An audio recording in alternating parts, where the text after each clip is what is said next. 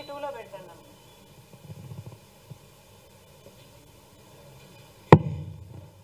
Check.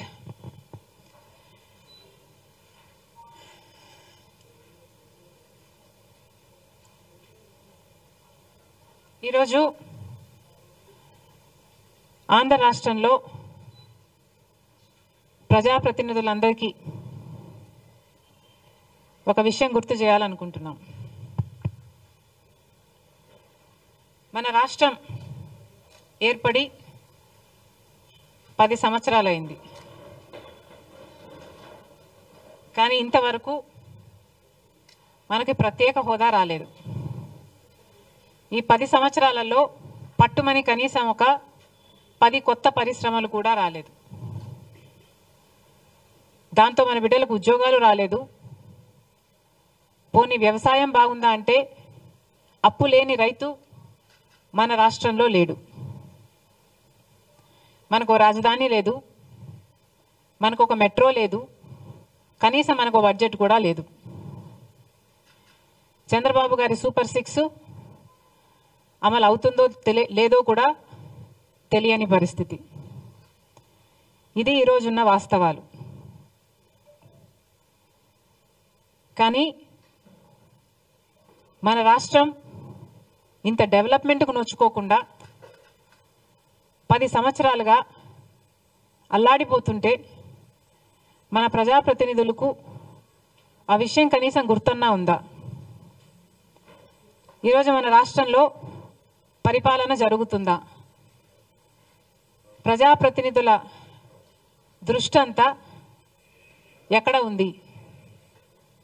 Chandrababu గారేమో శుద్ధి అని శాంతి హోమాలు చేస్తున్నారు. పవన్ కళ్యాణ్ గారేమో ప్రాయశ్చిత దీక్షలు చేస్తున్నారట.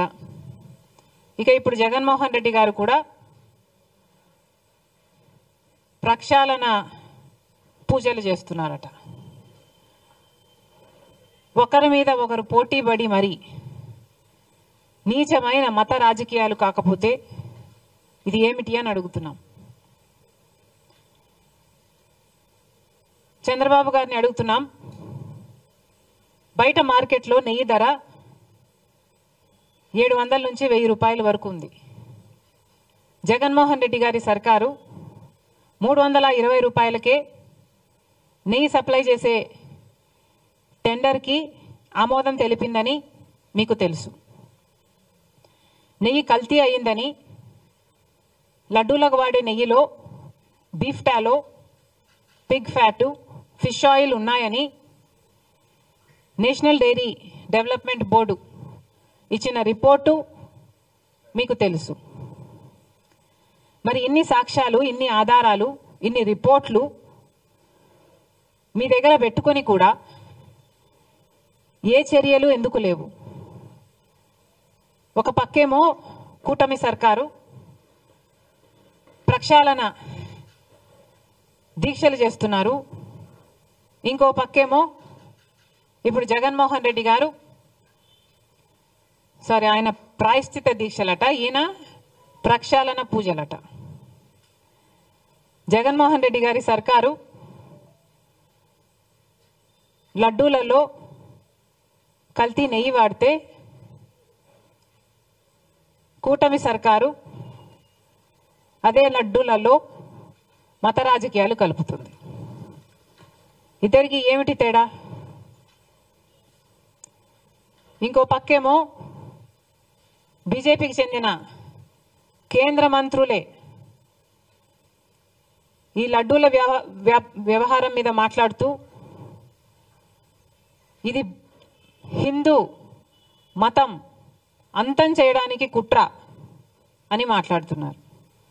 ఇది హిందూ మతంపై దాడి అని మాట్లాడుతున్నారు. ఇక్కడ మన పవన్ కళ్యాణ్ గారేమో క్రిస్టియన్లు, ముస్లింలు చర్చుల మీద, మసీదుల మీద ఇదే జరిగితే వాళ్ళు ఊరుకుంటారా? మేము ఎందుకు సహించాలి అన్నట్లు మాట్లాడుతున్నారు.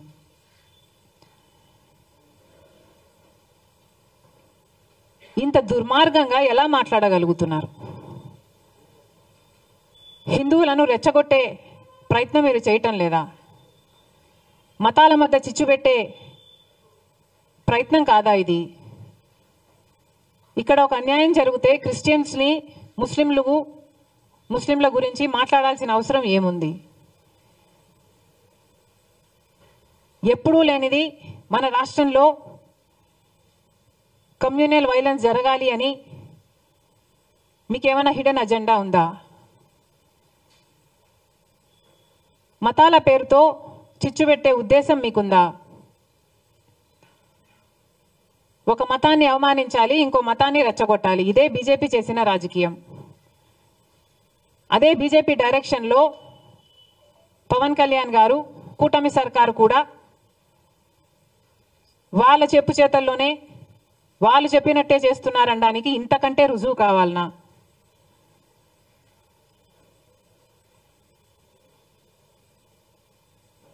అసలు ఆంధ్ర రాష్ట్రంలో ఎప్పుడూ కమ్యూనల్ వైలెన్స్ లేవు. అలాంటిది మీ పొలిటికల్ మైలేజ్ కోసం, పొలిటికల్గా మీరు లబ్ధి పొందడం కోసం ఇది కావాలనే రెచ్చగొట్టే వ్యాఖ్యలు చేస్తున్నారా అని అనిపిస్తుంది. ఇది భావ్యం కాదు. రెస్పాన్సిబుల్ పొజిషన్స్లో ఉన్న వాళ్ళు రెస్పాన్సిబుల్గా మాట్లాడాల్సిన అవసరం కూడా ఉంది. అసలు కేంద్ర మంత్రులుగా ఉన్నవారు కూడా ఇంత నిర్లక్ష్యంగా మాట్లాడుతున్నారు. అసలు మోడీ గారిని అడుగుతున్నాం, మోడీ గారు మీరు గత నవంబర్లో అనుకుంటా వారు మొన్న ఎప్పుడో తిరుపతికి రావడం జరిగింది.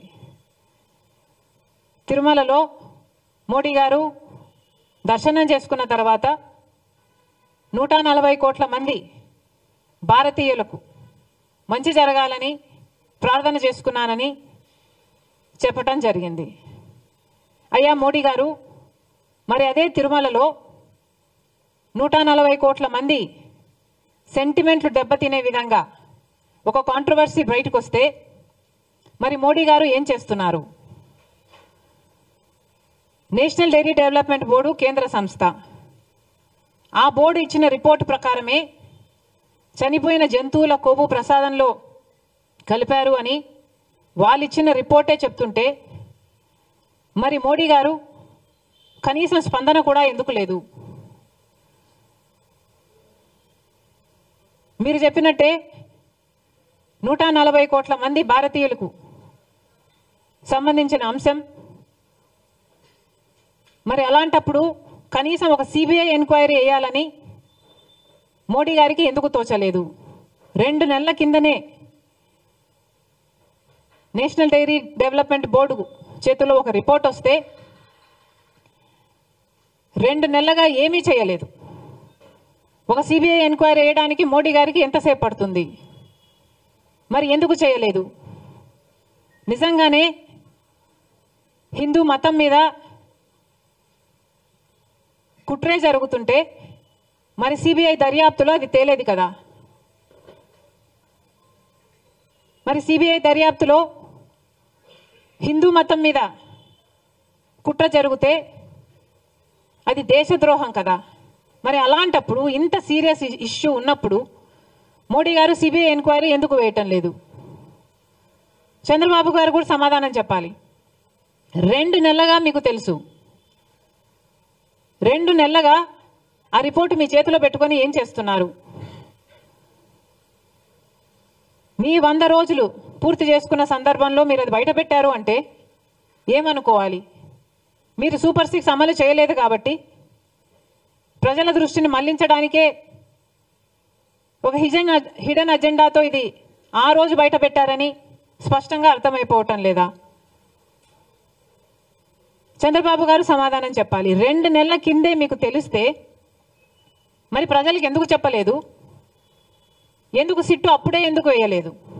ఇప్పుడు చంద్రబాబు గారు సిట్టు వేస్తున్నారు. ఈ సిట్ ఏదో 2 నెలల ముందే వేసుండొచ్చు కదా? ఇంత రచ్చ జరిగాక ఇప్పుడు సిట్టు వేశారు చంద్రబాబు గారు. అప్పుడే సిట్టు వేసునుంటే ఇంత రచ్చ జరిగాక ఇప్పుడు సిబిఐ ఎంక్వైరీ వేసుండొచ్చు కదా? మరి ఏం సమాధానం చెప్తాడో చంద్రబాబు గారు చెప్పాలి.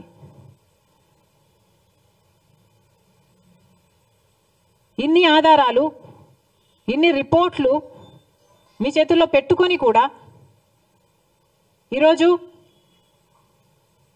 ఒకవైపు తెలుగుదేశం పార్టీ అయినా, పవన్ కళ్యాణ్ గారైనా, బీజేపీ అయినా, జగన్మోహన్ రెడ్డి గారైనా అందరూ కలిసి నీచమైన మత రాజకీయాలు చేస్తున్నారు. మొన్నెక్కడో ఒక రాముల వారి రథం తగలబెట్టారని విన్నాం.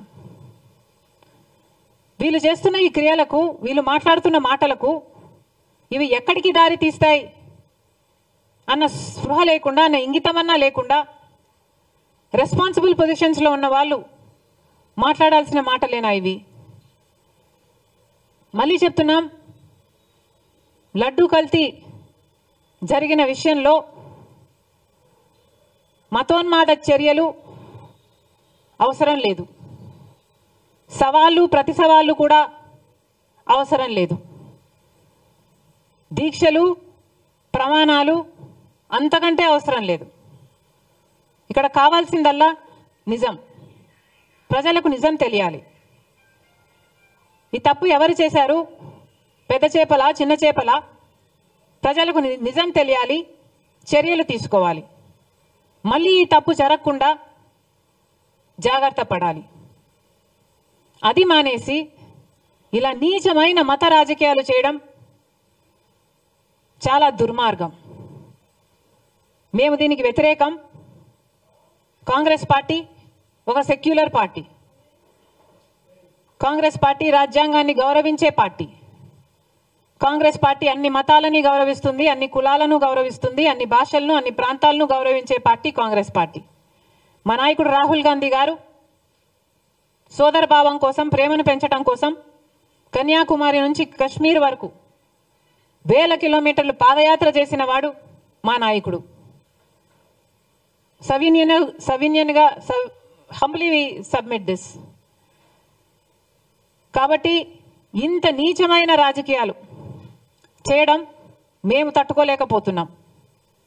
కానీ ఎన్నిసార్లు అడిగినా అటు మోడీ గారు కానీ, ఇటు చంద్రబాబు గారు కానీ సిబిఐ ఎంక్వైరీ వేయటం లేదు.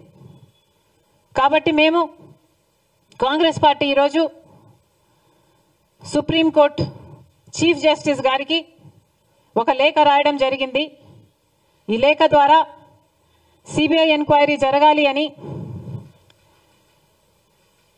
ఎందుకు జరగాలో దాని కారణాలన్నీ వివరించడం జరిగింది. సుమోటో కింద సుప్రీంకోర్టే దీన్ని టేకప్ చేసి ఇన్వెస్టిగేట్ చేయాలని కోరడం జరిగింది. ఒకవేళ సిబిఐ ఎంక్వైరీ ఏ కారణం చేతైనా వీలు కాకపోతే మన రాష్ట్రం చేస్తున్న ఈ సిట్ ఇన్వెస్టిగేషన్ను సుప్రీంకోర్టు స్వయంగా మానిటర్ చేయాలని కోరటం జరిగింది. Thank you.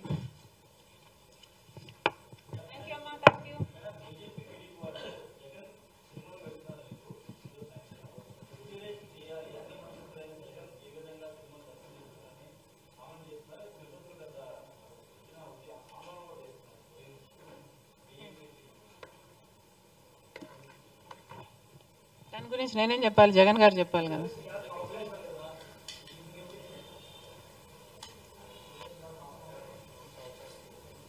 అమ్మాయి, rules apply to all people. దాంట్లో నా అభిప్రాయం మీ అభిప్రాయం వేరుగా ఉంటుందని ఎందుకు అనుకుంటున్నారు?